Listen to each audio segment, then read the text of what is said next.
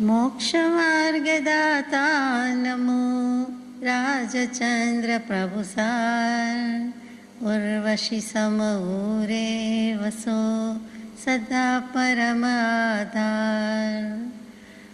मोक्ष लक्ष्मी लटका करे शायक वीर्य प्रताप चिरंकाळ जयवंत हो सर्वज्ञ गुरुदेव।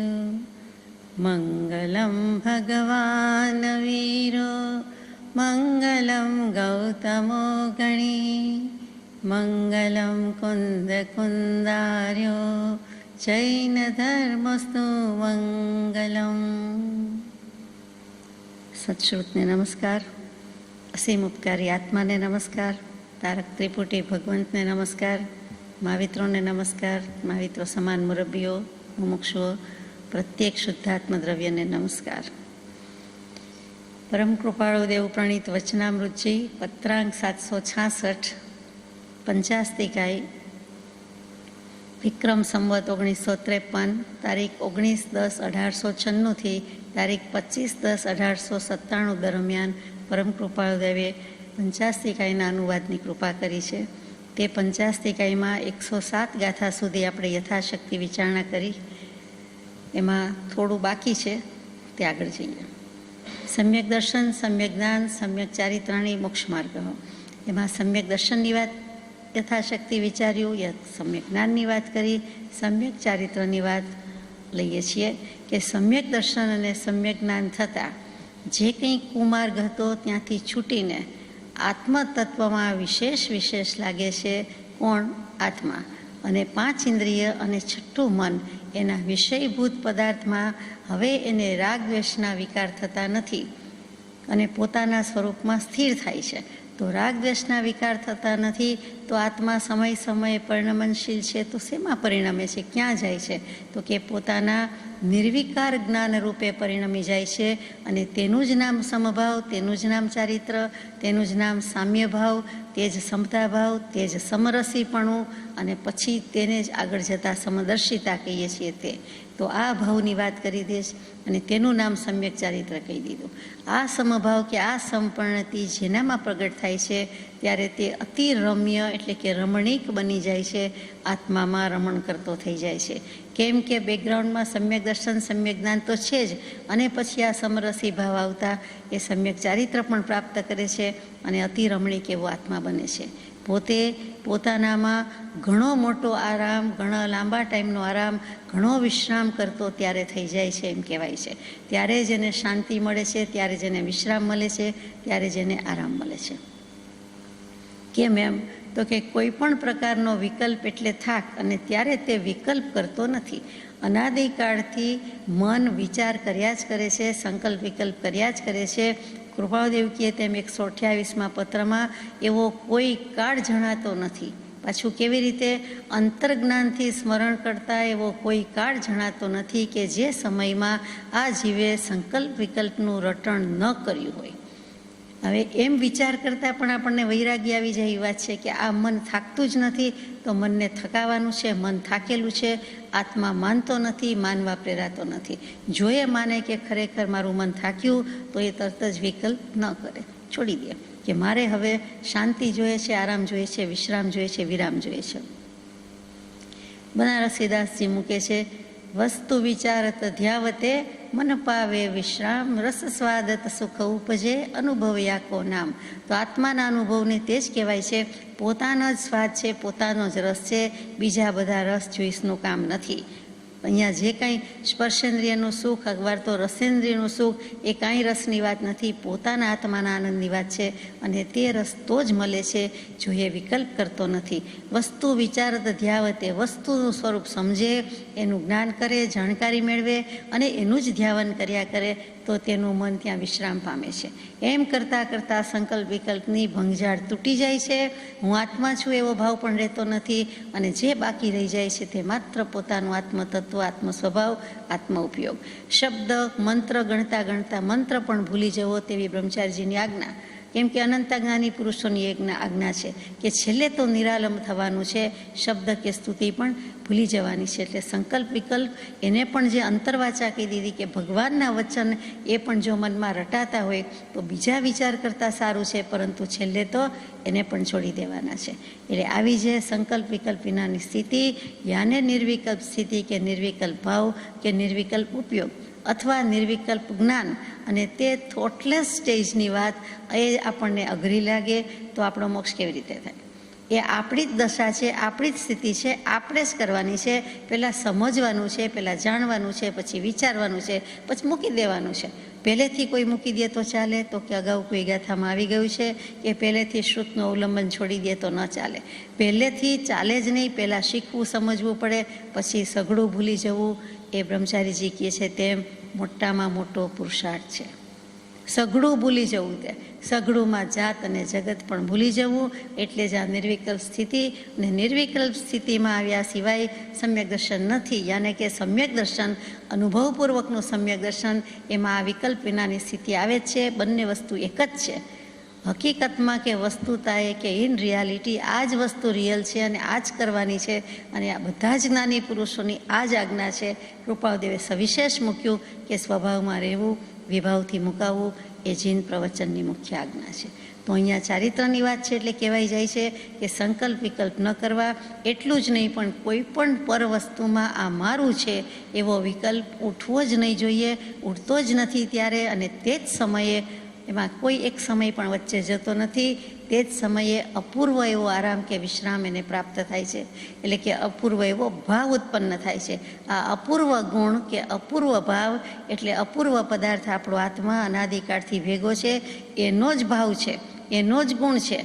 અને એ જ શક્તિ કે દશા કે અવસ્થા કે પર્યાય પ્રગટી જાય છે. તેનું જ નામ નિશ્ચય અનુભવ અથવા તો અનુભવપૂર્વકનું નિશ્ચય સમ્યક દર્શન.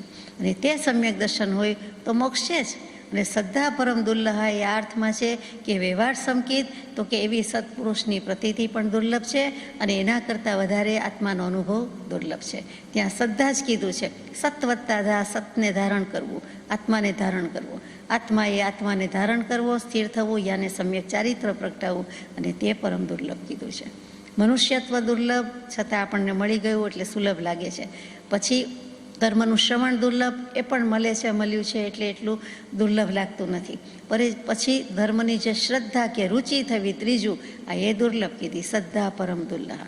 અને એ જ પછી છેલ્લે કે જે વીર્યનું પુરુષાર્થનું ફોરવવું, કે એટલું જાણ્યા પછી, ત્યાં સુધી આવ્યા પછી તે જ ભાવમાં રમી જવું કે રાચી જવું, તે દુર્લભ છે. એટલે કે આત્માનો અનુભવ એથી દુર્લભ કીધો છે. છતાં પણ ગમે તેવો કાળ હોય, દુષ્મ કાળમાં કળી કાળનું પ્રબળ રાજ્ય વર્તતું હોવાથી આપણને સુલભ લાગતું નથી. પરંતુ કોઈ સદગુરુ તત્વની પરમ શ્રદ્ધા કરી જાય, અડગ વૃત્તિ રાખી દે, તો તેને પણ આ કાળમાં સમ્યક દર્શન સુલભ છે, મોક્ષ સુલભ છે. એમ કૃપાળદેવનું ટંકોત્કીર્ણ વચનામૃત છે. એટલે એમાં આવી ગયું. તો આપણે આગળ જઈએ કે હું દેહ નથી, હું શું છું એમ વિચાર કરવાનો હતો. પછી હું કોણ છું, તો હું શું છું? હું શરીર નથી, તો પછી હું કોણ છું? હું આત્મા છું. શું છું? એક જાણનહાર એવો એકમાત્ર આત્મતત્વ જ છું. દેહાદિક પદાર્થમાં આકર્ષિત થવું તો કર્મનો આશ્રવ થાય છે, કર્મરૂપ પરિણમન થાય છે. તે કર્મ વર્ગણાની કશાય અનુસાર સ્થિતિ બંધાય છે, એ ફળ દેવાની શક્તિ ધરાવે છે. આમ આખું કર્મનું ચક્ર ચાલ્યા કરે છે, અનાદિકાળથી છે. હવે મારે આવા આશ્રવ તત્વ જોઈતા નથી. કર્મોના આગમનનો સ્વીકાર નથી, બોલાવવા નથી. તો એ બાહ્ય પદાર્થનો વિકલ્પ કે આશ્રય ન કરે તો આશ્રવ અને બંધથી દૂર થઈ જાય છે. આશ્રવ અને બંધથી દૂર થઈ જાય છે એટલે તરત જ પહેલાંના બાંધેલા કર્મો આવેલા છે તે ખરવા માંડે છે, નિર્જરા થવા લાગે છે. અને પછી આટલા જ પુરુષાર્થથી, જે પુરુષાર્થ કયો કર્યો કે સ્વસ્વભાવમાં રહેવું, એટલા જ પુરુષાર્થથી જીવનું નિર્વાણ થઈ જાય છે, મોક્ષ થઈ જાય છે. કેમ કે કર્મો ખરી ગયા, નિર્જરી ગયા. સંવર અને નિર્જરાએ સ્થાન લઈ લીધું, આશ્રવ અને બંધ એક બાજુ જતા રહ્યા, બંધ થઈ ગયા. એટલે પછી વપરાઈ જાય છે. જે બધા કર્મનો બંધ હતો, કર્મનો ઉદય હતો, તે ખલાસ વપરાઈ ગયું. અને પછી મોક્ષ. 12 મહિનાનું અનાજ ભરો કે દુષ્કાળ હોઈને 3 વર્ષનું ભરો કે 12 વર્ષનું ભરો, પણ છેલ્લે નવું નાખતા નથી ત્યાં સુધી. અને દરરોજ થોડું થોડું વાપરતા જઈએ છીએ તો એક દિવસ એવો આવીને ઊભો રહી જાય છે કે ઘઉં ખલાસ. અનાજ ખલાસ, કોઠી ખાલી. આપણી આત્માની પણ દેહની કોઠી, આત્માની કોઠીમાં અનંત ગુણ ભરેલા છે, પણ અનંત દોષ અને અનંત કર્મ હતા. ખાલી ખમ, શૂન્ય, નિર્વિકલ્પ અને છેવટનું કેવળ નીચ સ્વભાવનું અખંડ વર્તે જ્ઞાન, તે કેવલ જ્ઞાન અને તે મોક્ષ. આમ કેટલી બધી વાત એક નાની વાતમાં મૂકી દીધેલી છે. આ સમ્યક દર્શન, સમ્યક જ્ઞાન, સમ્યક ચારિત્ર, તે મોક્ષ માર્ગ છે. આગળ જઈએ. ગાથા નંબર 108. જીવા જીવો ભાવો પૂર્ણમ પાવમ ચાસવમ હોંતી સંવરણિચર બંધો મુખો યહવંતિ તે અઠ્ઠા. જીવ, અજીવ, પુણ્ય, પાપ, આશ્રવ, સંવર, નિજરા, બંધ અને મોક્ષ, આ ભાવો છે. અને આ ભાવો છે તે તત્વ છે. અને મોક્ષ માર્ગમાં આ તત્વ જાણવું પ્રયોજનભૂત છે. એટલે કે મોક્ષની વાત મૂકી દીધી, પ્રસ્તાવના કરી દીધી કે મોક્ષે તો જવું છે, તો માત્ર મોક્ષ અભિલાષ અને એની સાથે સાથે આ જે નવ પદાર્થ કે નવ ભાવ કયા છે તે નવ તત્વ જ છે અને તેને જાણવા જોઈએ. તે મોક્ષ માર્ગમાં જાણવું પ્રયોજનભૂત છે, એ જરૂરી છે. એ હેતુ પુરસ્સર મુકાયા છે. એ નથી તો કાંઈ નથી. 6 દ્રવ્ય નથી તો કાંઈ નથી. 9 તત્વ નથી તો કાંઈ નથી. કોનો મોક્ષ ને કોણ જીવ ને કોણ લોક ને કોણ નિર્વાણ ને શું નિર્વાણ? તો કે એમ નહીં, જે પ્રમાણે છે તે પ્રમાણે લખાયું છે. તો પહેલું જ મૂક્યું જીવ નામનો પદાર્થ. ક્રમ પણ બહુ સૂચક છે. પહેલું જીવ મૂક્યું છે. એ કોના ગુણગ્રામ કહે છે? કોની વાત કરી છે? વાત કરનારો કોણ છે? જીવ છે. એને એનું જ કલ્યાણ કરવાનું છે, પોતે પોતાનું જ કરવાનું છે. બીજા દ્રવ્ય તો અચેતન છે, એટલે કે અજીવ છે, જડ છે. એ તો કાંઈ સમજતા નથી, એને કાંઈ મોક્ષે જવાનું નથી. જે છે તે આપણી જ વાત છે, જીવની જ વાત છે. તો જીવ નામનો પદાર્થ કોને કહેવો? ઘણીવાર વસ્તુ આવી ગઈ છે, પણ બહુ ટૂંકમાં અહીંયા મૂક્યું છે એટલે લઈએ કે જેમાં ચૈતન્ય સ્વભાવનો સદ્ભાવ છે તે જીવાસ્તિકાય એટલે કે જીવ છે. ચૈતન્ય સ્વભાવનો સદ્ભાવ એટલે કે ચૈતન્ય સ્વભાવની હાજરી, ચૈતન્ય સ્વભાવનું હોવાપણું જેમાં છે, એટલે કે ચેતન છે. ચેતનની જ વ્યાખ્યા કરીએ છીએ, જેમાં ચેતના છે, જે ચૈતન્ય સ્વરૂપ છે. ચૈતન્ય સ્વભાવ શું? તો કે જ્ઞાન દર્શન ગુણ છે અને જ્ઞાન દર્શન ઉપયોગ છે. એટલે તેને ચૈતન્ય સ્વભાવ કહેવાય છે, અગર તો ચેતન કહેવાય છે. અને એનું નામ જીવ છે. વેદાંત દર્શનમાં જીવ અને આત્માને જુદા ગણે છે. ત્યાં પ્રશ્ન થાય કે કેમ જુદા ગણે છે? ખરેખર જીવ અને આત્મા જીનાગમથી એક જ છે. કોઈ પણ જીવ કયો, કોઈ પણ જંતુ, કોઈ પણ પ્રાણી, કોઈ પણ ભૂત, કોઈ પણ જીવ, કોઈ પણ સત્વ. સવ પાણ ભૂય જીવ સત્વ. આ પ્રાણી, ભૂત, જીવ અને સત્વ જંતુ હોય, દેખાય કે ન દેખાય હોય, પણ ભગવાને કીધું તેનામાં જીવ છે એટલે જીવ છે, સ્વીકાર કરીએ છીએ. એ જીવ, એનું જ નામ આત્મા છે. જ્યારે વેદાંત દર્શન અને બીજું પણ કોઈ દર્શન હશે કે જે જીવ અને આત્મા જુદું માને છે, સ્પેશિયલી ખાસ કરીને વેદાંત તો માને જ છે. શું કામ? તો કે આત્માનું સ્વરૂપ શ્રેષ્ઠ કહેવાય. એટલે કે એનું શુદ્ધ સ્વરૂપ હોય, સ્વભાવનું ભાન હોય, એવો જે કોઈ આત્મા છે, એટલે કે પામેલો છે, પરિણત થયેલો છે, આત્મજ્ઞાની છે, તો તેને આત્મા કહીએ છીએ. મોક્ષે ગયેલા તો એ તો બ્રહ્મમાં ભળી જાય છે, એટલે તેને આત્મા કહીએ. બીજા બધા સામાન્ય નિમ્ન કોટીના સંસારમાં રખડતા રજડતા જીવ, આપણે જેમ જીવડું કહીએ એટલે આપણને તુચ્છતાનો, ક્ષુલ્લકતાનો ભાવ આવે છે, નીચી કોટીનો ભાવ આવે છે. જીવ અને જીવડામાં ઘણો ફેર છે. જીવને જીવરાજભાઈ હોય એમ આપણે વાત કરીએ, અને જીવડાને સાવ ક્ષુલ્લક જંતુ કહી દઈએ છીએ. એવી જ વેદાંત દર્શનની માન્યતા કે આત્મા કહેતા, આત્માનું શુદ્ધ સ્વરૂપ હોય તે જીવ કહેતા સામાન્ય કોઈ પણ જીવ, સંસારી જીવ, વિવાહ ઉપરણતિમાં રખડતો, રબડતો, મિથ્યાત્વમાં ગબડતો એવો જો કોઈ હોય તો તે બધો જીવ કહેવાય. અને કંઈક દશાવાન હોય, સમ્યક દર્શન હોય, આત્મજ્ઞાની હોય કે મોક્ષે ગયા હોય તો તેને આપણે ઊંચી દશાના ઊંચા જીવ કહીએ, એટલે તેને આત્મા કહીએ છીએ. એમ વેદાંત દર્શન કહે છે. ટૂંકમાં 2 સ્વરૂપ બતાવ્યા, જીવ અને આત્મા. જીવનો શિવ થાય છે એમ કહે છે, એટલે કે એ જ આત્મા છે, બહિરાત્મા છે, એને જ અંતરાત્મા અને એને જ પરમાત્મા પણ પ્રગટે છે. પરંતુ એ નથી પ્રગટતું ત્યાં સુધી જીવ છે, અને પ્રગટે છે, દશા થાય છે, ચોખ્ખો થાય છે, એટલે એને આપણે સારો કહીએ છીએ, આત્મા કહીએ છીએ. એમ વેદાંત દર્શનની માન્યતા છે. એટલે વિકારી અને અવિકારી એ રીતે ભાગ પાડ્યા છે. એવી જ રીતે જીવ અનેક છે કે એક છે એવું માનવાનો પણ અવસર મળી ગયો છે તેમને. શું કામ? જીવ એક છે કે અનેક, આત્મા એક છે કે અનેક? તો જીનાગમથી કહીએ છીએ કે અનંત આત્મા છે, એટલે આત્મા અનેક છે, અનંત છે, દરેકનું જુદું વ્યક્તિત્વ છે, એટલે સવાલ જ નથી. જ્યારે કેટલાક એમ કહે છે કે આત્મા એક છે. શું કામ? તો કે આત્મા કે જીવ એક છે એટલા માટે કે જીવત્વ, એમાં જીવ નામનું તત્વ રહેલું છે, ચૈતન્ય તત્વ રહેલું છે, જે ધબકાર કે રણકાર છે એ તો એક જ છે. જાતિ અપેક્ષાએ તો બધામાં એક જ તત્વ રહેલું છે, એટલે કે આત્મા છે, બધા સરખા છે. પણ આત્મતત્વ એક છે, પણ જુદું જુદું છે. જ્યારે વેદાંત દર્શન કોઈ વાર એમ કહી દઈએ કે એક મોટું બ્રહ્મ, એમાંથી જાણે નાના નાના ટુકડા પડ્યા, તો ત્યાં આપણે માન્યતા ભેદ આવે છે. છતાં આપણે તેમની દૃષ્ટિથી, તેમના ચશ્મા પહેરીને વિચારવું હોય તો આત્મા અને જીવ પૃથક યાને જુદા કેમ છે? તો કે જીનાગમથી તેનો ઇન્ટરપ્રેટ કરીએ તો વસ્તુતા એ ખોટા નથી, વાત સાચી છે, એક જ છે, બંને એક જ છે. કેવી રીતે? તો કે એક આત્મા, આત્મા કહેતા દ્રવ્ય ગુણ પર્યાય બધું છે, એમાં દ્રવ્ય અને પર્યાય બંને છે, અલગ નથી. આ જીનાગમથી કહીએ છીએ કે આત્મા કીધું એટલે આ પોતે દ્રવ્ય છે, અને દ્રવ્ય એને જ કહેવાય ગુણ પર્યાયવત દ્રવ્યમ, જેનામાં ગુણ અને પર્યાય છે, જેમાં એ પરિણમે છે તે દ્રવ્ય કહેવાય. તો આત્મા દ્રવ્ય અને એમાં પર્યાય છે, બંને અલગ નથી. જે પદાર્થ નિત્ય છે, જે પદાર્થ ધ્રુવ છે અને જેમાં શાશ્વત સ્વભાવ જ વર્તે છે, એટલે કે ધ્રુવપણું વર્તે છે, તે દ્રવ્યત્વ છે. અને ઉત્પાદ અને વ્યય થયા કરે છે તે પર્યાય છે. એટલે કે જીવમાં ઉત્પત્તિ થાય છે, જીવની પર્યાયની ઉત્પત્તિ થાય છે, પછી એમાં વિનાશ પામે છે, વ્યય પામે છે, પરંતુ ધ્રુવ સ્વભાવ કે શાશ્વત સ્વભાવ તો છે ને તે, અને તે એક મૂળ દ્રવ્ય છે. એટલે કે ધ્રુવને દ્રવ્ય કહી દીધું અને ઉત્પાદ અને વ્યયને પર્યાય કહી દીધા, એટલે કે બંને વસ્તુ સાથે છે. આ જ આત્મદ્રવ્યનું પ્રતિ સમય, એટલે કે હર સમય સમયે જે પરિણમન થાય છે તેને જ આપણે પર્યાય કહીએ છીએ. સમયે પરિણમન તો થાય જ છે, અને તે પરિણમનનું નામ જ પર્યાય છે. આ પરિણમન એને આપણે શક્તિ પણ કહીએ છીએ. ગુણનો વિકાર તે પર્યાય, અને પરિણમનને આપણે શક્તિ પણ કહીએ છીએ. તે શક્તિ ચેતનાત્મક છે, અને જે ધ્રુવ શક્તિ છે તેનું જે બાહ્ય વ્યક્ત રૂપ છે તે બંને ચેતન તત્વથી જુદા નથી.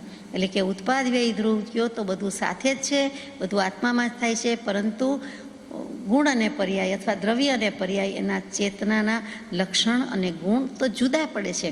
દ્રવ્યના લક્ષણ જુદા પડે, પર્યાયનું લક્ષણ જુદું કહીએ.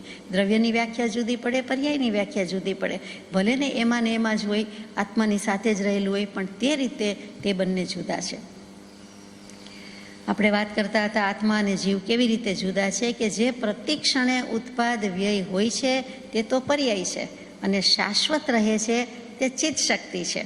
એટલે ફરીથી કે ઉત્પાદ વ્યયને પર્યાય કહી દીધું, અને શાશ્વત રહે છે તેને ધ્રુવત્વ, ધ્રુવ સ્વભાવ, નિત્ય સ્વભાવ, અને સાથે સાથે ચિત્ત શક્તિ કીધી છે.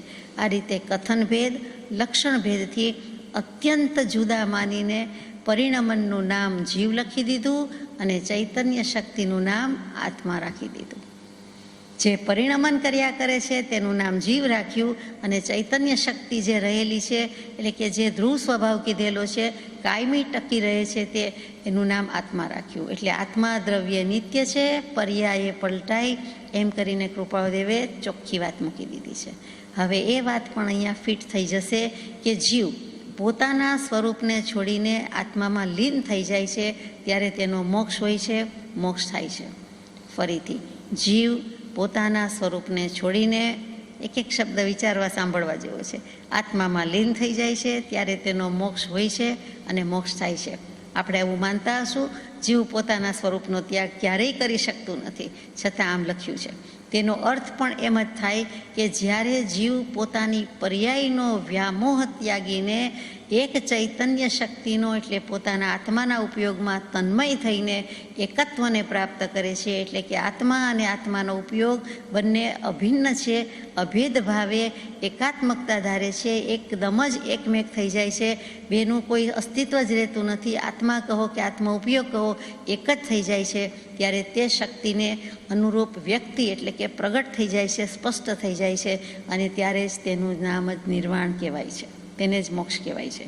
પોતાના સ્વરૂપનો કદી ક્યારેય ત્યાગ કરી શકે નહીં, પરંતુ એનો અર્થ એમ થઈ શકે, અર્થઘટન એમ થઈ શકે કે જીવ આત્મા પોતાની પર્યાયનો વ્યામોહ ત્યાગી દે છે. વ્યામોહ વધારે પડતો મોહ હતો તે વ્યામોહ એ બધું છોડી દે છે. એનો ત્યાગ થઈ ગયો એટલે શું કે દેહાદિક સંબંધો, કર્મ, નોકર્મ, શરીર, પર્યાય, પદાર્થ બધી પર્યાય એમાં આવી ગઈ. એકમાત્ર સંસાર પર્યાય સિવાયની જે રહી તે સિદ્ધ પર્યાય રહી. શું કામ? તો કે પોતાનો શુદ્ધ ઉપયોગ, પોતે આત્મા અને પોતે પોતાના જ ઉપયોગમાં રહ્યો. આત્મા અને આત્માનો ઉપયોગ એકત્વપણાને ભજે છે. ત્યારે જેમ સમ્યક દર્શન થાય છે કે નિશ્ચય અનુભવ કહીએ છીએ, તેમ છેવટનો અનુભવ એટલે કે કેવલ જ્ઞાન અને પછી છેવટે અયોગી ગુણસ્થાનક પ્રાપ્ત કરે તે તો શું રહ્યું? તો કે આત્મા અને આત્માની એકતા, ઉપયોગ અને પછી એ સિદ્ધ થઈ ગયો, સ્વરૂપ સિદ્ધ થઈ ગયું. એટલે સ્વરૂપ વિચરી સિદ્ધ વિરામે, સ્વરૂપ સિદ્ધે વિચરી વિરામે. આ સાચો વિરામ, આ સાચો આરામ, આ સાચું વિશ્રામ. અને આ વિશ્રાંતિ સ્થાન સુખધામ અનંત સુસંચહી તે જ અને ત્યાં એ સ્થિતિ કરે છે. એટલે મોક્ષે લઈ જાય તેવી વાત છે. આ જીવ નામના પદાર્થની વાત છે. સંસારમાંથી સિદ્ધ દશામાં પહોંચાડી દીધા. ટૂંકમાં એટલું જ કે જીવ શુદ્ધ દશામાં હોય કે અશુદ્ધ દશામાં હોય, તેમાં ચેતના હોવાથી, જીવ શક્તિ હોવાથી એ જીવ કહેવાય છે. એનામાં ઉપયોગ છે એટલે જ્ઞાન દર્શન ગુણ છે, જ્ઞાન દર્શન ઉપયોગ છે. અને દ્રવ્ય પ્રાણથી જીવે છે સંસારમાં, અને સિદ્ધ થાય છે તો ભાવ પ્રાણથી જીવે છે. એટલે કે અનંત જ્ઞાન, સુખ, દર્શન, વીર્ય વગેરે તો એની સાથે જ છે. જીવ એટલે જીવ, સિદ્ધ પણ જીવ, સંસારી પણ જીવ. આત્મા કે જીવની અપેક્ષાએ બધા સરખા. સર્વ જીવ છે સિદ્ધ સામ, જે સમજે તે થાય. ત્યારે તો ભવ્ય અને અભવ્યને પણ સિદ્ધ સમાન જોયા છે. એમને પણ કહી દીધું મોક્ષે જવાના નથી, તો પણ ભગવાન કહે છે કે જ્ઞાની પુરુષ તો તેને પણ સરખા જ જુએ છે. સરખા જ છે. આત્મતત્વ દ્રવ્ય એમાં કોમન છે, સર્વસામાન્ય છે, માટે તે પણ સરખા છે. જીવ દ્રવ્યની જ્યારે જ્યારે વાત આવી છે ત્યારે આપણે યથાશક્તિ વિચારણા કરી છે.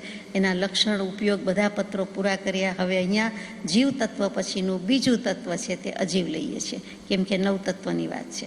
અજીવ તો તે જ કહેવાય કે જેમાં ચેતનાનો અભાવ છે. જીવ તે કહેવાય કે જેમાં ચેતનાનો સદભાવ છે, એટલે અસ્તિત્વ છે, હાજર છે. અને આમાં ચેતનાનો અભાવ છે, અનઅસ્તિત્વ છે. અહીંયા પણ ભાવ એટલે અસ્તિત્વ, સદભાવ, હોવાપણું. ભાવ એટલે આપણે વિચાર, સંકલ્પ, વિકલ્પ કરીએ છીએ તે ભાવ, પરિણામ નહીં.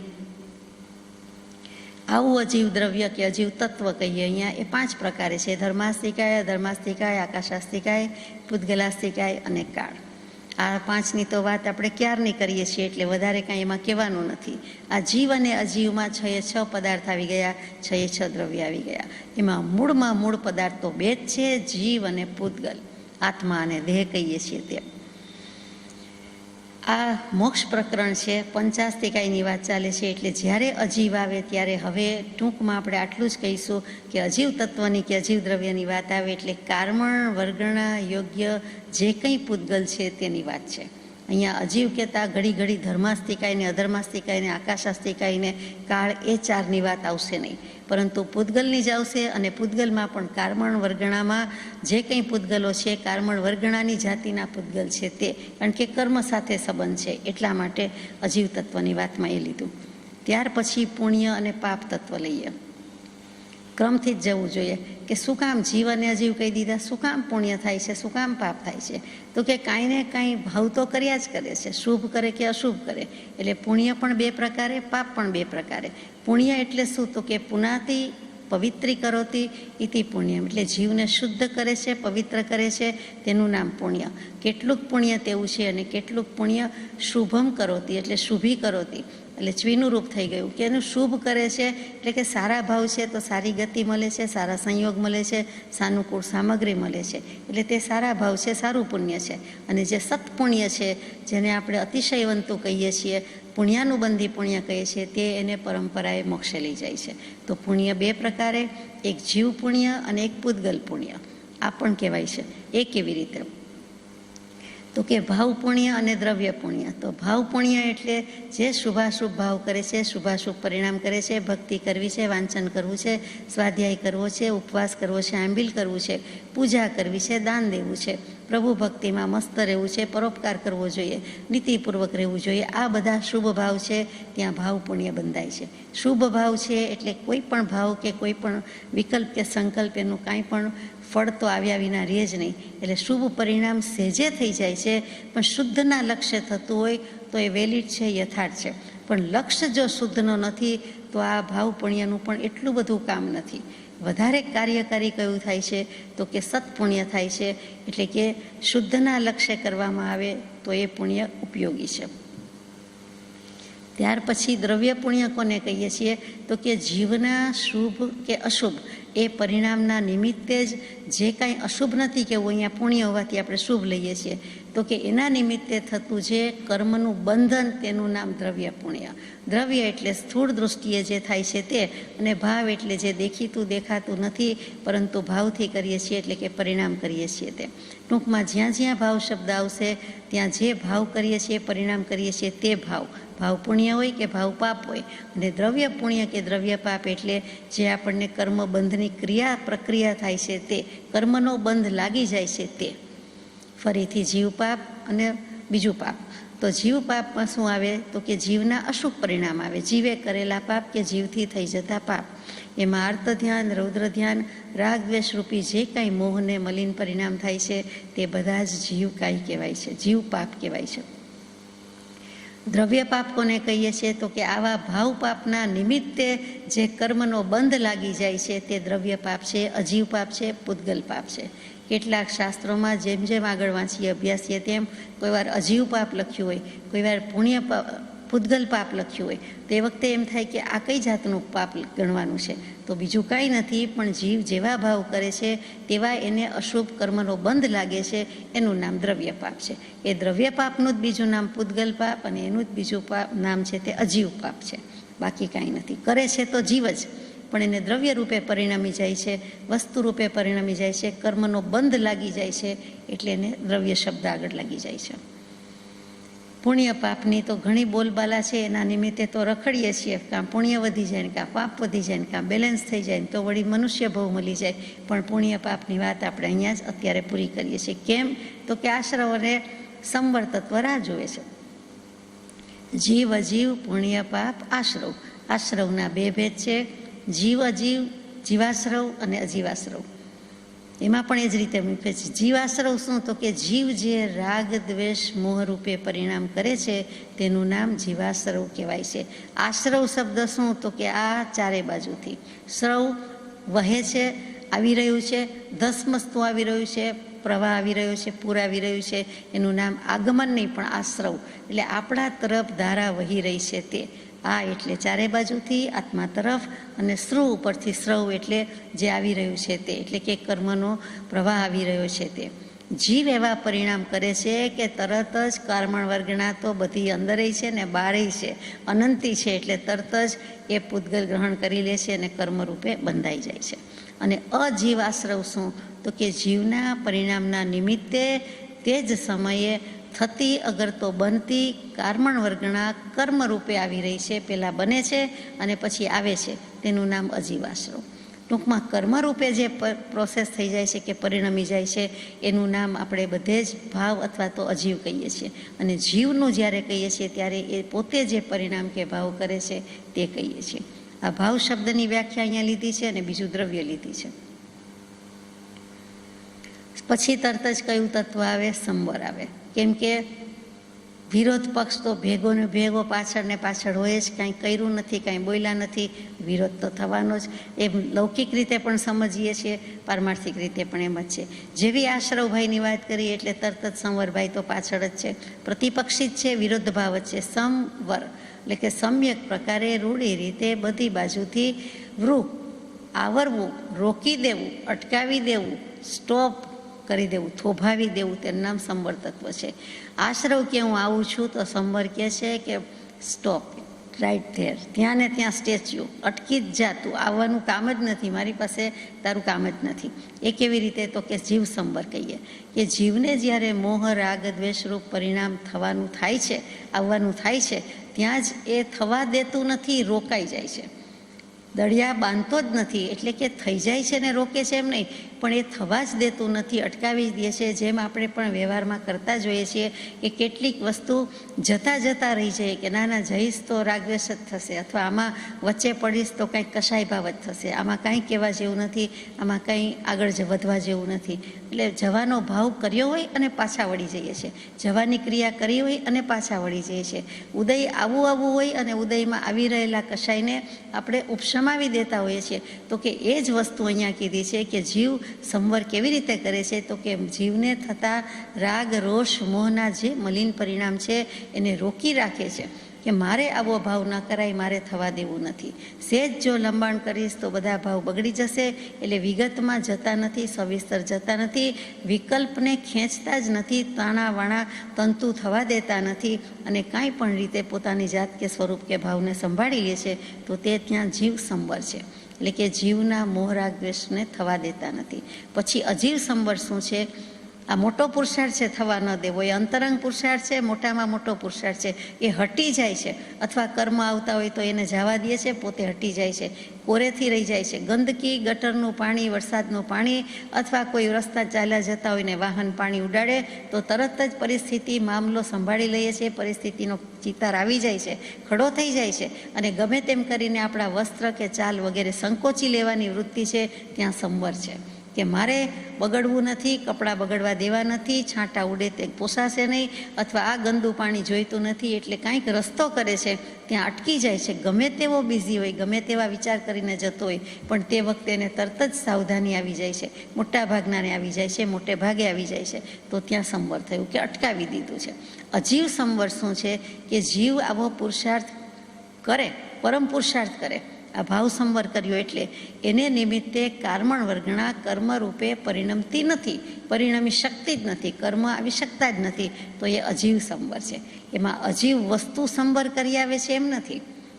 ઘણીવાર આપણે અજીવ સાંભળીએ એટલે એમ થાય અજીવ શું પુણ્ય બાંધી આવે, અજીવ શું સંવર કરી આવે. તો કે એમ વ્યાખ્યા કે એનો શબ્દનો અર્થ નથી. અજીવ સંવર એટલે જીવત સંવર તત્વ કરે છે, પરંતુ કર્મ લાગતા નથી, કર્મને બંધાવા દેતા નથી. એટલા માટે તેને અજીવ સંવર કહીએ છીએ. આ પંચાસ્તિકાયની ઓરિજિનલ વાત છે, મૂળ વાત છે. કારણ કે સૌથી પહેલાં એ કુંદકુંદાચાર્ય ભગવાન થયા, પછી બીજા બધા આચાર્ય ભગવાન થયા છે. પહેલી સદીની વાત, એટલે 2000 વર્ષ જૂની વાત. એટલે એમના ગ્રંથમાં, એમાંય સ્પેશિયલી પ્રસ્તુત પંચાસ્તિકાય ગ્રંથમાં જે રીતે ક્રમ મૂક્યો છે તે જ રીતે બધા આચાર્ય ભગવાન ફોલો કરે છે. બોલવામાં ભૂલ થાય, લખવામાં ભૂલ થાય, ન ચાલે. જીવ અજીવ એટલે જીવ અજીવ, પછી પુણ્ય પાપ એટલે પુણ્ય પાપ, પછી આશ્રવ સંવર એટલે આશ્રવ સંવર, અને પછી બંધ નિર્જરા ન ચાલે, પછી નિર્જરા અને બંધ આવી રહ્યા છે. એમ કે સંવરની વાત પછી સીધું નિર્જરા જ આવે છે. ભાઈ ભેગી, બેન ભેગી જ છે, એટલે નિર્જરા બેન આવી. સંવર ભાઈ તો હતા, સંવર પછી નિર્જરા. એ પણ બે પ્રકારે છે, જીવ અને અજીવ. જીવ સંબંધી થાય છે, અજીવ સંબંધી થાય છે. કર્મશક્તિનો નાશ કરવામાં સમર્થ અને આંતરિક અને બાહ્ય તપની વિશુદ્ધિથી વધેલું જીવનું શુદ્ધ ઉપયોગ રૂપે પરિણમન, તેનું નામ ભાવ નિર્જરા છે. વ્યાખ્યા કરવી પડે ત્યારે બધી બાજુથી કરવી પડે કે સંવર પછી નિર્જરા શું કામ? તો કે એ એમ જ શોભે, એમ જ એનો ક્રમ છે કે કર્મશક્તિનો નાશ કરવામાં સમર્થ અને આંતરિક અને બાહ્ય તપની વિશુદ્ધિ થાય છે. એટલા માટે જીવને શુદ્ધ ઉપયોગમાં પરિણમન થાય છે, અને તેથી ભાવ નિર્જરા કહેવાય છે. જુઓ, એકલા તપથી નથી, એકલા બાહ્ય તપથી નથી. ઇવન આંતરિક અને બાહ્ય તપ બંને હોય તો પણ નિર્જરા નથી. પણ એ બંને તપ મળીને અથવા બેમાંથી જે કર્યું હોય તે, એનું જે પરિણામ આવે છે, સરવાળો કરીએ છીએ, એ સરવાળો સાચો હોય તો જ દાખલો સાચો છે. સરવાળો સાચો શું? તો કે શુદ્ધ ઉપયોગમાં પરિણમવું જોઈએ. ગમે તે તપ કરીને ફાયદો શું છે? સ્વાધ્યાય ઉત્તમ તપ કીધું, પણ સ્વાધ્યાયનું પરિણમન ન થાય તો શુદ્ધ ઉપયોગમાં પરિણમન ન થાય તો એને સ્વાધ્યાય સત્સંગ કહે છે જ કોણ? એવી જ રીતે ભક્તિ, એવી જ રીતે તપશ્ચર્યા, આંબીલ હોય, ઉપવાસ હોય કે ગમે તે હોય, આંતરિક તપ કે બાહ્ય તપ, બંને તપ, એમાંથી જે કોઈ તપ કર્યું છે એનાથી આત્માની વિશુદ્ધિ થઈ હોય તો જીવનું શુદ્ધ પરિણમનમાં, એટલે કે શુદ્ધ ઉપયોગમાં પરિણમન થવું જ જોઈએ. અને તો જો થાય તો તેને સમ્યક દર્શન છે, સ્વભાવનું ભાન છે, અને ત્યારથી એની નિર્જરાની શરૂઆત છે. ત્યાં સુધી નિર્જરા નથી, ભાવ નિર્જરા નથી. તપસા નિર્જરા ચ, પણ એની આગળ પાછળ સૂત્ર છે કે સમ્યક દર્શન હોય, યાને એકડો હોય તો ધર્મની શરૂઆત, ભક્તિની શરૂઆત, તપની શરૂઆત, મોક્ષની શરૂઆત. નહીં તો એકડા પહેલાંના મીંડા છે. માટે તપ ન કરવું એમ નથી, પરંતુ એને બાળ તપ કહી દીધું, અજ્ઞાન તપ કહી દીધું. એ અજ્ઞાન તપ કહેવાય અથવા બાળ તપ કહેવાય. સમજપૂર્વકનું તપ નથી. આત્માર્થે કરવાનું છે, આત્માની નજીક રહેવાય એટલા માટે કરીએ છીએ અને શાતા સારી રહે એટલા માટે કરીએ છીએ. બીજો કોઈ જ વ્યવહારિક લક્ષ્ય નથી. તો એ તપ જ છે અને એવા તપથી નિર્જરા થાય. પરંતુ સમ્યક દર્શન હોય તો એને ભાવ નિર્જરા કીધેલી છે. અને તેના પ્રતાપથી શું થાય? આ ભાવ નિર્જરાના પ્રતાપથી કે પૂર્વબદ્ધ જે કોઈ કર્મો છે તેનો અંશે અથવા ધીમે ધીમે વિનાશ થતો જાય છે, નાશ થતો જાય છે. તેનું નામ કર્મ નિર્જરા, એનું નામ દ્રવ્ય નિર્જરા. કેટલીક વખત નિર્જરાના બે ભાગ છે, સકામ અને અકામ. ઈચ્છાપૂર્વક, ભાવપૂર્વક, જાણી બૂજીને, સમજીને, ઈરાદાપૂર્વક જે નિર્જરા થાય છે તે સકામ નિર્જરા છે. બાકી અકામ નિર્જરા પણ એટલી જ થાય છે. નદીનો કે કોઈ પણ દરિયાનો, નદીનો કહીએ, પથરો રીબાતો, કૂટાતો, પીટાતો, ગબડતો ગોળ થાય જ છે, પણ ક્યારે? તો કે ઘણા બધા કાળ પછી થાય છે. એમ એની પછી પોઝિશન છે જ, કાંકરા રૂપે હજારો વર્ષ નીકળી જાય છે. કાંકરાનું આયુષ્ય 18,000 વર્ષ હોય વધુમાં વધુ. એટલે એ પણ પૃથ્વી કાંઈના જીવ જ છે, માટી જ છે. તો એવા બધા જીવ છે તેની વાત કરીએ છીએ કે તે ત્યારે ગોળ થાય છે, પણ એ અકામ નિર્જરા. સેજે આવીને કર્મો આવ્યા અને નિર્જરી ગયા. એને કોઈ પ્રયાસ કર્યો નથી, એને કોઈ સંજ્ઞા નથી, ભાવ નથી, પરિણામ કે ઉપયોગ એવા નથી એના કે એ થઈ શકે, પરંતુ એની મેળે આવીને ખસી જાય છે. જેમ કે આપણા અનંત અનાદિભવોના બાંધેલા કોઈ પણ કર્મ અત્યારે સ્વાધ્યાય ભક્તિના શુભ નિમિત્તમાં બેઠા હોઈએ ત્યારે આવી જાય, બાજુમાંથી ખસી જાય, ખબરે પડતી નથી આપણો ઉપયોગ તો આમાં છે, અને પહેલાં આવીને ખરી જાય છે, ખસી જાય છે. તો કેટલાય કર્મના ભૂકા થઈ જાય છે, કેટલાય કર્મ નિર્જરી જાય છે. દેખાતું નથી એટલે મનાતું નથી. પ્રભુશ્રીજી, પરમ કૃપાદેવ પ્રભુશ્રીજી કહે કે કેટલા બધા જીવો સત્સંગમાં આવ્યા તો કેટલા બધા કર્મને ભાંગીને ભૂકા કરીને ગયા, કારણ કે એના કેટલા કર્મ ખપી ગયા. ત્યારે એમ થાય કે કેવી રીતે ખપી ગયા? સાચા પુરુષના, જ્ઞાની પુરુષના દર્શન કર્યા એટલે કહે છે, સત્સંગ સાંભળ્યો એમાં કંઈ એવું આવ્યું એટલે કહે છે. પણ એમાં એ બધા વાત તો સાચી, એ બધી વાત ખરી, નિમિત્ત છે, પરંતુ સાથે સાથે એનું પરિણામ શું? તો કે એને જે બીજા કર્મો આવ્યા, ઉદયમાં આવ્યા, જેના ઉપર કંટ્રોલ નથી, જેની એને કાંઈ ગતાગમ નથી, પણ અજ્ઞાત ભાવે પણ જે એને ઉદયમાં આવી ગયા એને ખરી ગયા. નવા કર્મ ત્યારે ન બાંધ્યા. જ્યારે મોટે ભાગે અશુભ નિમિત્તમાં આપણે હોઈએ તો ત્યારે શું થાય કે પેલા કર્મોનો ઉદય આવે અને તે વખતે બીજી કોઈ વાત વિચારણામાં લક્ષ હોય તો નવા બાંધતા જઈએ. સરવાળા અને ગુણાકાર તે જ સમયથી થતા જાય અને એ આપણને પોસાય એવું નથી. કર્મો કાળ અનંતના સાથી છેદ્યા જાય. તો આપણને ઉપાય બતાવે છે કે આવા નિમિત્તો વચ્ચે રહેવું કે વસવું, અને સત્સંગને તો સર્વોત્કૃષ્ટ ઉપાય કીધો છે. તો આપણે નિર્જરાની વાત કરતા હતા કે આ ભાવ નિર્જરા, દ્રવ્ય નિર્જરા, કર્મ નિર્જરા, અને પછી તરત જ બંધ લઈ લીધું છે. નિર્જરાનો પ્રતિપક્ષી કોણ? તો કે બંધ છે, એટલે તરત જ એનું નામ આવે. વિરોધ પક્ષ તો તરત જ હોય, કાંઈક કર્યું નથી કે વિરોધ થયો નથી એટલે આવી ગયો. તો જીવનો બંધ કેવી રીતે કહેવાય?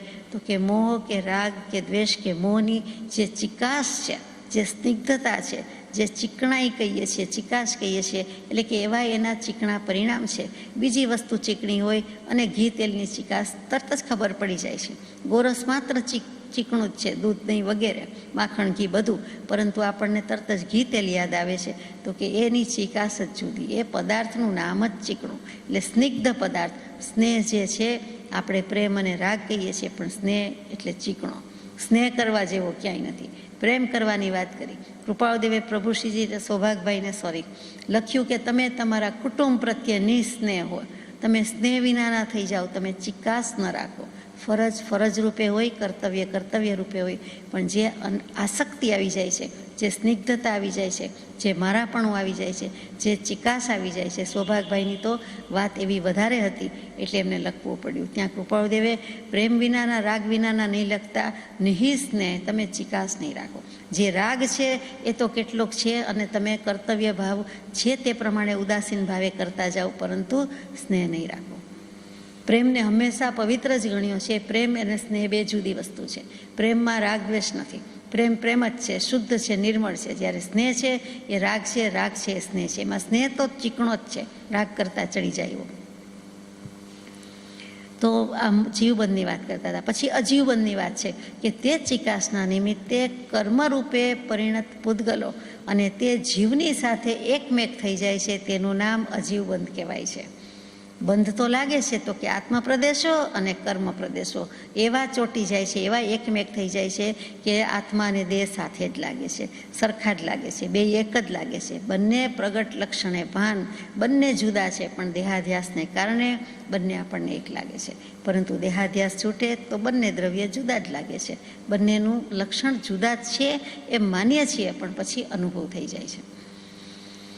તો આ બધી 8 તત્વની વાત પછી છેલ્લું આપણું મનપસંદ, મન ભાવન, મન ગમતું મોક્ષ તત્વ, કે બધેયથી મૂકી દેવું, બધેયથી મુકાઈ જવું એટલે મોક્ષ, બધેયથી છૂટી જવું, છોડી દેવું એટલે મોક્ષ.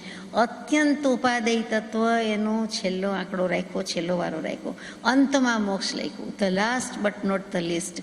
એટલે અત્યંત ઉપાદેય તત્વ છે. ઉપાદેય તત્વ એટલે આદેય એટલે આદર કરવા યોગ્ય, સત્કાર કરવા યોગ્ય, પૂજવા યોગ્ય, માનવા યોગ્ય, અને ઉપાદેય એટલે અતિશય રીતે આદર કરવા જેવું છે. એનો જ કામ છે, મોક્ષની જ વાત કરવાની છે, પણ સીધી ગળે ઉતરતી નથી. એટલે જ્ઞાની પુરુષો જુદી જુદી ઢબે, જુદી જુદી શૈલીથી, જુદી જુદી રીતિ પદ્ધતિથી બતાવે છે. તો આ મોક્ષની વાત છેલ્લે આપણે વ્યવહારમાં પણ કહેતા હોઈએ કે બધું પતાવી દો, બધું પરવારી લ્યો, પરવારી જાઓ. બધું કામ હોય તો બધું પતાવી દો, બધું પરવારી જાઓ, અથવા બધું નિરાંતે પતાવીને આવો. પછી આપણે બેસીએ, પછી આપણે વાત કરીએ, અથવા તો પછી આપણે જઈએ, પછી આપણે સારની વાત કરીએ, સારભૂત વાત, કામની વાત. પછી પહેલાં તમારું અત્યારનું જે કંઈ છે તે બધું પતાવી દો. એવું જ જ્ઞાની ભગવાન કહે છે કે આ વ્યવહાર છે, આ સંસાર છે, એનો ઉલાળીઓ કરો. તમારે કરવો હોય તો કરી લ્યો, અનાદિકાળથી કર્યો, હજી થાયકા નથી, પછી આવો મોક્ષમાં. એટલે કે હવે તમે મારી બાજુમાં બેસવા આવો તો હું કહું કે આવું ભાઈ હરખા, આપણે બેવ સરખા.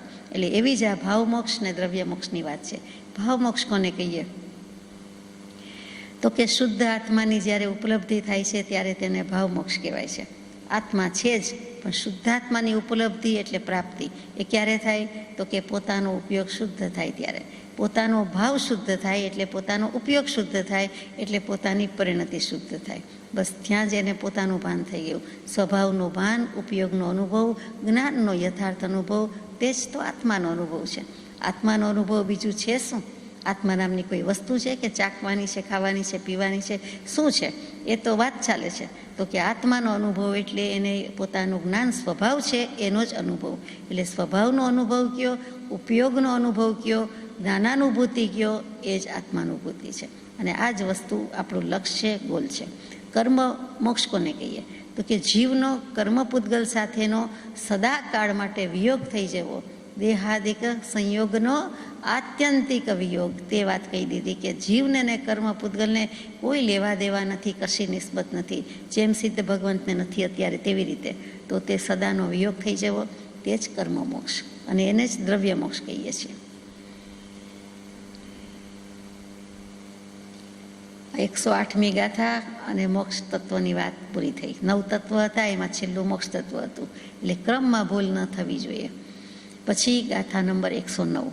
આમ પણ માળાના મણકા 108 મોક્ષની માળા પહેરતા હોય તેમ આપણને 9 તત્વની વાત પણ ત્યાં જ પૂરી કરી છે જ્ઞાની પુરુષોએ.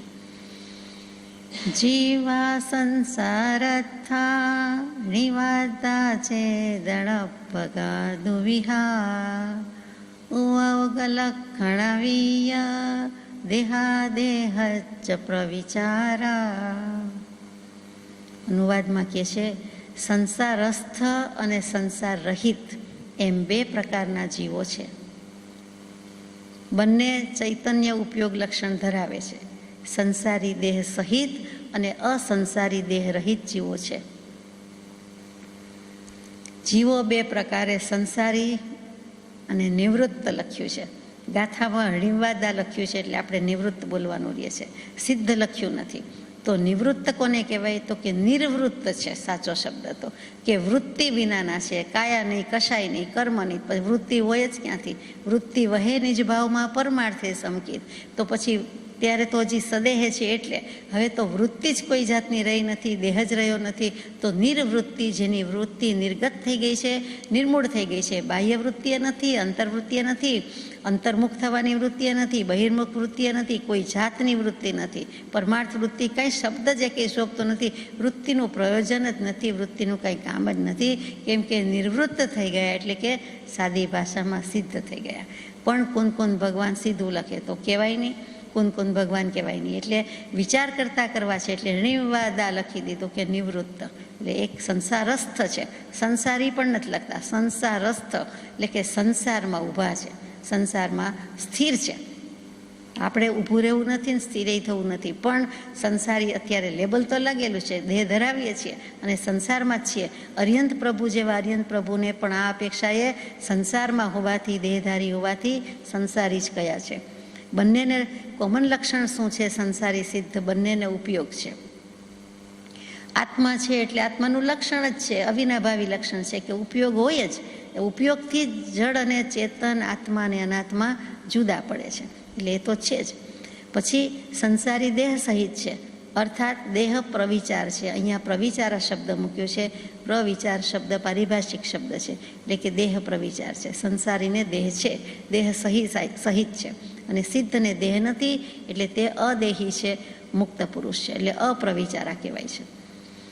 સંસારી અશુદ્ધ છે અને મુક્ત શુદ્ધ છે.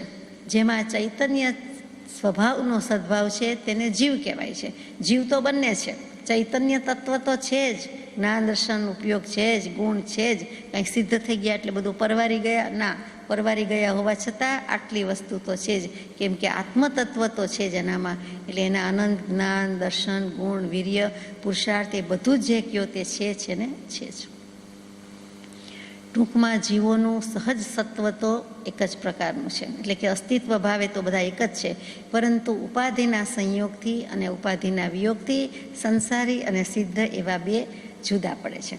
બે ભાગ પડી ગયા, બે પંગત પડી ગઈ છે. એકને ઉપાધિનો સંયોગ છે, સંસારી એટલે ઉપાધિનો સંયોગ છે, અને સિદ્ધ ભગવંત એટલે ઉપાધિનો પૂરેપૂરો વિયોગ છે, આત્યંતિક વિયોગ છે, કોઈ ઉપાધિ નથી.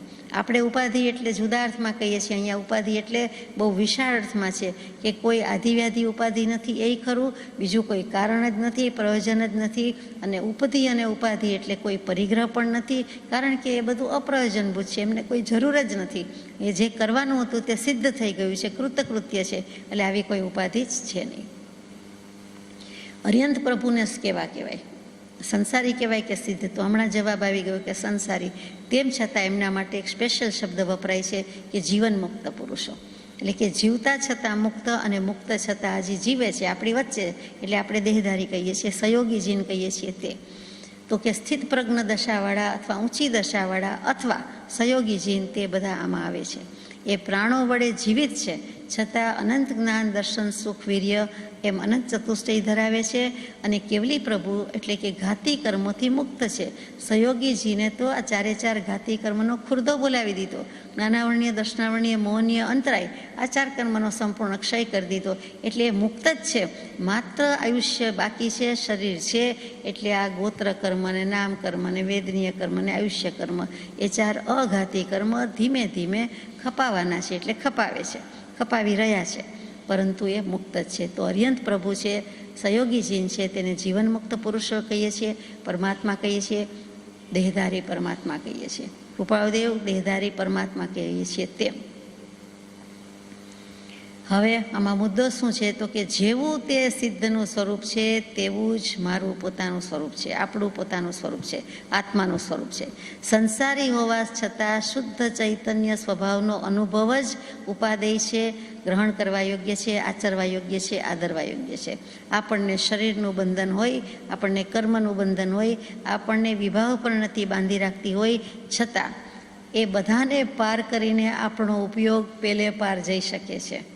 ઈસપાર ઉસપાર કહીએ છીએ, કાં તો આ છેડે ને કાં તો પેલે છેડે, કાં તો આ પાર અને કાં તો પેલે પાર. હવે આ ભવે આ દેહે એક જ કામ કરવું છે કે ઈસપાર ઉસપાર, આ પાર નહીં, સંસારનો પાર આવી જાય એટલે કે પૂરું થઈ જાય, અને પેલે પાર એટલે મોક્ષ નગરીમાં પહોંચી જવાય તેવું. ભવસાગર તરી જવા માટે છે, ડૂબવા માટે નથી. બાપનો કૂવો બુડી મરવા માટે નથી. તો પોતાનો આત્માનો ઉપયોગ બુડી મરવા માટે વાપરવાનો છે, શુદ્ધ ઉપયોગ નથી કરવાનો છે. શુભાશુભમાં તો બુડી ગયા, ડૂબી ગયા, એ કરવું નથી. મારા ચૈતન્ય સ્વભાવનો, મારો શુદ્ધ ચૈતન્ય સ્વભાવ એ જ ઉપાદેય છે, એનો જ આગ્રહ છે, એને જ ગ્રહણ કરવા યોગ્ય છે, એ જ પૂજવા યોગ્ય છે. આડું આવે છે, જરૂર આવે છે, શરીર, કર્મબંધ, વિભાવ પણ નથી, પણ એ બધાથી પર થવું છે. એને પર માનીશું એટલે પાર પામી જઈશું. પને કાનો પા. પદ છે અને પમાંથી પંચમ ગતિ સુધી લઈ જાય તેવી વાત છે અને પાર કરવાનો છે. એટલે આ પારની બદલે પેલે પાર અને આત્માની અંતરની શાશ્વત ચૈતન્ય શક્તિ છે એ જ આ બધાને પાર કરી શકે છે. એ જ સિદ્ધાત્માની શક્તિ છે, એ જ મારી શક્તિ છે. બેમાં કોઈ ફેર નથી. શીતલ જીન તુજ મુજ વિંચિયા તરું નિશ્ચયથી નહીં હોય. દંસણ નાણ ચરણ ગુણ જીવને સહુને પૂરણ હોય અંતરયામી રે સ્વામી સાંભળો. હે પરમ કૃપાળુ દેવ, હે સિમંદર સ્વામી, હે મહાવીર સ્વામી, હે કુંદકુંદ સ્વામી, એમનું જ કીધેલું ગાઈએ છીએ, કહીએ છીએ કે તમે સાંભળો. એ કહે છે હે જીવો તમે સાંભળો. આપણે કહીએ છીએ કે હે ભગવાન તમે અમારું સાંભળો, અમને પાર ઉતારો. અહીંયા એક દૃષ્ટાંત યાદ આવે કે એક્સરે લે, ખરું?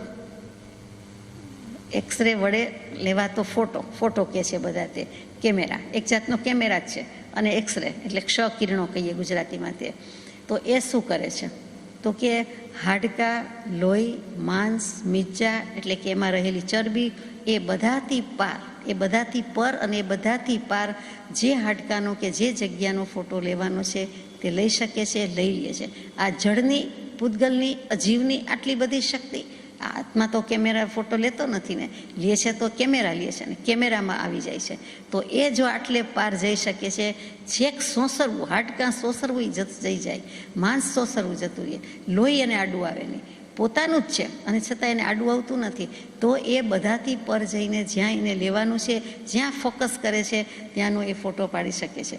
તો આપણો ઉપયોગ જેવા તેવામાં, જેમ તેમમાં, ઇતર તિતરમાં, અત્યાર સુધી અન્યમાં ઉપયોગ ગયો એ ઉપયોગ પરમાંથી સ્વમાં આપણે ન વાળી શકીએ, એ ફોટો ન પાડી શકીએ કે આ બધુંય છે, ભલે કર્મ છે, શરીર છે, બંધન છે, બધું છે, બધા પ્રતિબંધ છે, પરંતુ આગળ જઈ શકાય છે. અને એ વસ્તુ ફોટો પાડે છે. એક્સરેની વાત કરીએ છીએ, વધારે આપ જાણો છો, એક વચલી વસ્તુને ગ્રહણ કરતું નથી, એ કાંઈ વચ્ચે લોહી લેતું નથી, એ કાંઈ હાડકામાં ભેરવાઈ જતું નથી કે તોડફોડ કરતું નથી, એ કાંઈ વચ્ચે અટકતોય નથી અને કાંઈ અડતોય નથી, નડતોય નથી, એ તો દૂર જ રાખે છે, એ પર જ ગણે છે અને એનું ડિસ્ટન્સ જ છે વચ્ચે. એ કેમેરા જુદો છે અને આત્મા કે શરીર એ જુદું છે અને બે વચ્ચે કેટલુંક ડિસ્ટન્સ પણ છે. એટલે આંતરું નભાવે છે, આંતરું ટકાવે છે, એ જુદું તે જુદું એમ ગણે છે.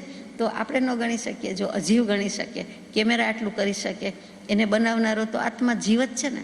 કેમેરા એની મેળે થોડો બન્યો છે, એ કંઈ સ્વાભાવિક દ્રવ્ય નથી કે ઉપરથી આવેલું નથી, અનાદિકાળથી નથી, એ બનાવેલું છે વસ્તુ. તો એ શક્તિ કોનામાં છે? જીવમાં છે, આત્મામાં. તો એ શક્તિ આમાં વાપરે તો કેવું સદવ્યય થાય કે નહીં? કે એ ઉપયોગ મારે રાખવાનો છે કે એના ગ્રહણ કરવાનું નથી. એટલે કે આત્માએ નૂતન કર્મ બંધ કરવાનો નથી, નવા કર્મ ગ્રહણ કરવાના નથી. જે જૂના કર્મ શરીર પ્રતિબંધ લઈને આવ્યા તે તો આવ્યા જ, પણ નવા ગ્રહણ કર્યા વિના બધાથી પરગણી બધાને પાર કરી દેવું અને પોતાના અંતરંગમાં, અંતઃસ્થલમાં વિરાજમાન છે જે શુદ્ધ ચૈતન્ય આત્મતત્વ, ત્યાં એનો ઉપયોગ જાય તો શું એને વાંધો પડે, શું એને નડે કે અડે? કાંઈ કોઈ નડતું અડતું નથી. બધા જ જુદા છે. ગમે ત્યાં સમૂહમાં બેઠા હોઈએ તો પણ બધા પોતપોતાનું સ્વરૂપ ભાવ સંભાળીને બેઠા છે. તો એ જ રીતે આપણે છીએ, ગમે તેની વચ્ચે વસતા હોઈએ, ગમે ત્યાં રહેતા હોઈએ, આપણો ઉપયોગ આપણી પાસે જ છે, આપણને મુબારક છે, એમાં કોઈ ભાગ પડાવવા આવી શકે નહીં. તો આપણે શુદ્ધિ કરી શકીએ છીએ. એ ચૈતન્ય સ્વભાવની વાત કે જે પોતાના અંતરમાં જ રહેલું છે, એને ત્યાં ઉપયોગ જાય છે, એને સ્પર્શ કરી શકે છે, તેને જ સંકેતની ફરસ ના થઈ ગણાય. એ સમ્યક્ત્વની ફરસ ના થઈ ક્યારે ગણાય? કૃપાળદેવનો બહુ વખત પહેલાં એક પત્ર હતો કે સંકિત ક્યારે અડી ગયું કહેવાય, સંકિત ક્યારે આપણને સ્પર્શી ગયું? ફરસના એટલે સ્પર્શના. તો કે ત્યારે સ્પર્શી ગયું કહેવાય તો કે પોતાનો જે ઉપયોગ, પોતાનો શુદ્ધ ઉપયોગ અને ત્યાં જેનો લક્ષ્ય ગયો. બીજા બધાથી પર, બીજાને પર ગણી નાખ્યા એમાં એ અટક્યો જ નથી. અને એવો અનુભવ ન થતો હોય એવો અનુભવ થાય જ, કોઈ પણ આત્માને થતો હોવો જોઈએ. એને ભાન નથી, સંગના યોગે ભાન ભૂલ્યો છે, કાં તો પોતાને પ્રતીતિ નથી, પોતાને સેલ્ફ કોન્ફિડન્સ નથી, એવી જ રીતે એને સત્પુરુષની પ્રતીતિ નથી. જો સત્પુરુષની પ્રતીતિ હોય તો એના આશ્રયે આધારે પછી પોતાને પોતાના આત્માની પ્રતીતિ આવે જ. આ પ્રતીતિ કે આ સ્પર્શના તે જ સમ્યક દર્શન અને તે જ વાત કેવી છે. અને તે અહીંયા 109મી ગાથામાં સંસારસ્થ જીવ અને સંસારથી મુક્ત જીવની વચ્ચે આ જ ભેદ છે. સમ્યક દર્શન છે તો પણ એને સંસારી કીધા અપેક્ષાએ કે હજી દેહધારી છે માટે. કેવલ જ્ઞાન છે તો પણ દેહધારી છે અપેક્ષાએ છે. બાકી એને સંસાર ઉલડી ગયો છે. સંસારને જ્ઞાની પુરુષે પૂંઠ દઈ દીધી છે. સંસાર એનાથી ભાગી જાય છે. જ્ઞાની પુરુષો સંસારથી ભાગતા નથી. જે જ્યાં છે ત્યાં છે. પણ સંસાર એટલે સંસારી ભાવો જ ઉડી જાય છે, નાસી જાય છે. ઉઠી નાઠા બોધા, એક સવારના સ્તવનમાં આવે, મલ્લીજીના સ્તવનમાં, ઉઠી નાઠા બોધા, હવે ઉઠીને નાસી ગયા અને પોતે બુદ્ધ થઈ ગયા, બોધ પામી ગયા. કોણ નાસી ગયું? વિષય, કષાય, સંસાર વગેરે. એટલે પછી આત્મા ક્યાં રહ્યો? તો કે પોતે નિજ બોધ રૂપમ છે અને થયો. એટલે પોતે જ બુદ્ધ થયા, પોતે જ બોધા થયા. એટલે હવે કર્તવ્ય શું થયું આ ગાથાના અંતે? કે પોતાની દૃષ્ટિ, પોતાનું લક્ષ્ય, પોતાનો યત્ન આત્માના સહજ સ્વરૂપ ઉપર જ વધુ ને વધુ કેન્દ્રિત થવું જોઈએ. પહેલાં એક વખત લક્ષ થાય, પછી વધુ ને વધુ કોન્સન્ટ્રેટ થાય એમ સમજાય છે. ગાથા નંબર 110. ઉડવીય ઉદગમ ગાણી વાવણ ભાદિ જીવ સંસિદા કાયા વેંતી ખલુ મોહ બહુલમ કાસમ બહુગા વિદ્યતે સિમ. અનુવાદમાં કહે છે, હવે આ નિશ્ચયની સિદ્ધાંતની આત્માના અનુભવની વાત પરથી સ્થૂળ વાતમાં આવીએ છીએ કે આપણે જીવ જીવડા કેમ? પૃથ્વી, પાણી, અગ્નિ, વાયુ, વનસ્પતિ એ જીવ સંશ્રિત છે. તે જીવોને મોહનું પ્રબળપણું છે અને સ્પર્શેન્દ્રિયના વિષયનું તેને જ્ઞાન છે. અહીંયા અનુવાદ પૂરો થઈ જાય છે. પૃથ્વી કાય, અપકાય, તેવકાય, વાવકાય, વનસ્પતિ કાય, આ 5 કાય કીધી. કાય એટલે પ્રદેશોનો સમૂહ, એટલે આત્મા તો છે જ અને એને પ્રદેશોનો સમૂહ છે. એટલે પૃથ્વી, પાણી, અગ્નિ, વાયુ, વનસ્પતિ 5, એ 5 નામ લીધા. જે તત્વના નામ છે તે જ તેની કાયા છે અને તે જ તેનું તત્વ આત્મતત્વ છે. પોતે જ આત્માને પોતે જ શરીર. એમ બંને એક તો હોય નહીં, પણ બીજું કાંઈ એને ઇન્દ્રિય નથી, અંગોપાંગ નથી, સ્પર્શ ઇન્દ્રિય સિવાય કાંઈ નથી. એકમાત્ર સેન્સ ઓફ ટચ એટલું જ ધરાવે છે. 5 ઇન્દ્રિય આપણને છે. આ એકેન્દ્રિય જીવ કહેવાય. અને આ બધા સ્થાવરકાયના જીવ છે, એને બીજું કાંઈ નથી. એટલે કે શરીર એ જ આત્મા છે. બંને જુદા જ છે, પરંતુ નામથી નામ કોમન છે. પોતે આત્મા છે, આત્મતત્વ છે. અને એમાં પાણી છે, માનો કે તો પાણી પોતે આત્મતત્વ, પૃથ્વી પોતે આત્મતત્વ, એની સાથે જે દેખાય છે લાદી રૂપે, પથ્થર રૂપે, માટી રૂપે, રેતી રૂપે, તો એ બધું જે છે તે આત્માય છે અને શરીર પણ છે. આત્મતત્વ જુદું જ છે. જેથી દેહ ત્યાગ થાય છે, એનું આયુષ્ય પૂરું થાય છે અને આત્મ જતો રહે છે, ત્યારે નિશ્ચેતન કહીએ છીએ. લાકડું, વનસ્પતિ ગાય છે. અત્યારે લાકડાને હું જડ જ કહીશ, આપણે જડ જ કહેવાના છો, ફર્નિચર ગણીએ છીએ. પરંતુ એ જ લાકડાનો સેજ વિચાર કરીએ તો એ આવ્યું ક્યાંથી, થયું ક્યાંથી? તો કે લાકડાનું નિશ્ચેતન શરીર છે. એટલે કે વનસ્પતિ કાયનું નિશ્ચેતન શરીર છે. વનસ્પતિનું શબ છે લાકડું. એટલે શું ફર્નિચરનો મોહ રાખવા જેવો છે? તો ત્યાં એમ થઈ જાય કે આ પણ એક શબ્દ છે. પહેલાં વનસ્પતિ કાય હતી ત્યારે એનું જ લાકડું થયું અને એમાં જીવ હતો. પછી અત્યારે આપણી પાસે આવ્યું છે અને આપણે વાપરીએ છીએ ત્યારે ચોક્કસ જળ છે, એ જીવ વિનાનું શરીર છે. પણ મૂળમાં એ વનસ્પતિ હતી. એ દરેક વસ્તુમાં વિચારીએ ત્યારે આપણને વૈરાગ્ય જ આવે એવું છે કે બધા જીવો અને પછી બધાનો દેહ ત્યાગ થઈ જાય. બધા શબ વચ્ચે જ રહીએ છીએ, એને જ ખાઈએ, પીએ, પહેરીએ, ઓઢીએ છીએ. હીરા મોતી શું છે? એકેન્દ્રિય જીવો છે, પૃથ્વીકાયના જીવો છે. અને તેને બધા ઘરેણામાં પહેરે, મઢાવે અને કેટલા ઝઘડા કરે, કેટલા મનદુખ કરે વગેરે વાત. તો આ પૃથ્વીકાયની વાત છે, પાણીની વાત છે, અગ્નિની છે, વાયુની છે, વનસ્પતિ છે. એ જીવ સંશ્રિત છે. અહીંયા જીવ સંશ્રિત છે એટલે બીજું કાંઈ નહીં. શિષ્ટ ભાષાનો શબ્દ છે, જીવ સહિત છે. કોઈના આશ્રય કહીએ, આપણે એના આશ્રિત છીએ અને આપણે કહીએ કે અમે એના છીએ, એટલો ફરક. હવે એના છીએ, એ ઘરના છીએ, એ કુટુંબના વડાના છીએ, આના ઘરના ફેમિલીના છીએ એમ કહીએ, અને એની બદલે એમ કહીએ કે એના આશ્રિત છીએ. એવી રીતે જીવ સંશ્રિત છે, એટલે કે જીવનો આશ્રય છે. એટલે કે આ બધી વસ્તુ છે જેમ તેમ નથી, એ માત્ર તત્વ નથી, પદાર્થ નથી, જળ નથી, એ જીવ સંશ્રિત છે. એટલે આ 5 જીવ સહિત છે. એટલે કે એમાં જીવ તત્વ છે, એને જીવ ગણ્યા છે, એ આત્મા ગણ્યા છે એમ કહે છે. અને તે દ્વારા તે સ્પર્શેન્દ્રિય એક જ છે, તે દ્વારા સુખ અને દુઃખનું વેદન કરે છે, માટે તેને જીવ તો કહેવા જ પડે. એટલે પૃથ્વી, પાણી, અગ્નિ, વાયુ, વનસ્પતિ કાંઈ 5ની વાત છે. શું કામ સ્થાવર કીધા? સ્થાવર જીવો છે, સ્થિર છે એટલે તો કે સ્થાવર નામકર્મના ઉદયથી એને સ્થાવર જીવો કહેવાય છે. નામકર્મની ઘણી પ્રકૃતિ 42, 67, 93, 103, વધુમાં વધુ 103. અમુક અપેક્ષાએ આખો બંચ કે ગુચ્છો એક સાથે ગણી લઈએ, એકમાં 5 ગણી લઈએ તો એમ કોમ્પેક્ટ થઈ જાય, સ્ક્વીઝ થઈ જાય અને 42 થઈ જાય. હકીકતે 103 પ્રકૃતિ છે. સૌથી વધારે લઈ જાય છે એમાં સ્થાવર નામનું નામકર્મ છે. એના ઉદયથી એ સ્થાવર જીવો થયા છે. એને માત્ર શરીર છે, સ્પર્શેન્દ્રિય છે, અંગોપાંગ નથી. અનાદિકાળથી જીવને આ એક સ્પર્શેન્દ્રિય તો હતી જ અને છે જ. અને એકેન્દ્રિય પણ હોય એટલે પણ છે. 2, 3, 4, 5માં પણ આ પહેલી છે, સ્પર્શેન્દ્રિય છે જ. એનો તીવ્ર અભ્યાસ હોય છે, એટલે આ ઇન્દ્રિયનું પાલન કરવું બહુ અઘરું છે. આ ઇન્દ્રિયના વિષયમાં જીવની વૃત્તિ ગયા કરે છે, જયા કરે છે. એટલા માટે તેને બ્રહ્મચર્ય વ્રત કે મોટું વ્રત કીધું છે કે જો આ ઇન્દ્રિયના વિષય પ્રત્યેનો ત્યાગ હોય અથવા તો વિષય પ્રત્યે વૃત્તિ ન હોય અથવા તો એનો ત્યાગ જ લીધો હોય તો તેને આપણે બ્રહ્મમાં ચર્યા કરવા માટે, આત્મામાં રહેવા માટે, શુદ્ધાત્મા જવા માટે સ્થૂળ રીતે બ્રહ્મચર્ય પણ અનિવાર્ય છે, આવશ્યક છે. એટલા માટે આ મહિમા કીધો છે. શું કામ આ સ્પર્શેન્દ્રિયનો અધ્યાસ છે? તો કે અનાદિકાળથી જ્યારથી જીવ થયો ત્યારથી એકેન્દ્રિય તો મિનિમમ હતો ને હતો જ. નિગોદમાંય કહેવાય અને તિર્યંચમાંય કહેવાય ને કોઈ પણ જગ્યાએ કહેવાય. એ સ્પર્શથી શું કરે છે? તો કે વૃક્ષ છે તો વનસ્પતિકાય છે, આપણો અનુભવ છે એટલે એનું દૃષ્ટાંત લઈએ. એના મૂળિયા છે, જડ કહીએ છીએ, એ મૂળિયા દ્વારા અનેક વસ્તુ ખાધા પીધા કરે છે અને એ પૂતગલના પરિણામ છે અને એ જીવ દ્વારા ગ્રહણ થતા હોય છે. એટલા માટે તેને એકેન્દ્રિયપણું છે અને મૂળિયા દ્વારા કરે છે. સ્પર્શ જ છે, એને પરિગ્રહની સંજ્ઞા પણ છે. આજુબાજુ ધન દાટેલું હોય તો ત્યાં સુધી પરિગ્રહ સંજ્ઞા છે એટલે મૂળિયા પ્રસરી જાય છે. જો એટલામાં કોઈએ 1 માઇલ સુધી પણ ક્યાંય દલ્લો દાટેલો નીકળે હોય તો એને ખબર પડે છે અને એ જળ રૂપે પરંતુ આમ ચેતન ભાવ છે, આત્મા છે એટલે, અને એના મૂળિયા પ્રસવારી દે છે. એ કોઈને લેવા દેતું નથી. આ વૃક્ષ ઓછું નથી, જીવ છે, આ એકેન્દ્રિયપણું છે, છતાં આવું કરી શકે છે. આ પૃથ્વીકાયમાં સૂક્ષ્મ અને બાદર બધા જીવ આવે. બાદર પૃથ્વીકાયમાં સુંવાળી માટી આવે. સુંવાળી માટીના 7 ભેદ આવે: કાળી, લીલી એટલે નીલી, રાતી, પીળી, ધોળી, ગોપીચંદનની અને પરપડી. એટલે કે આ જે બાદર પૃથ્વીકાયમાં આ બધું આવે. ખરખરી માટીના 22 ભેદ છે, એ પણ જીનાગમમાં મૂક્યા છે. ખાંડની, મરડિયા પથ્થરની, ખારાની, સીસાની, તાંબાની, રૂપાની, સોનાની વગેરે.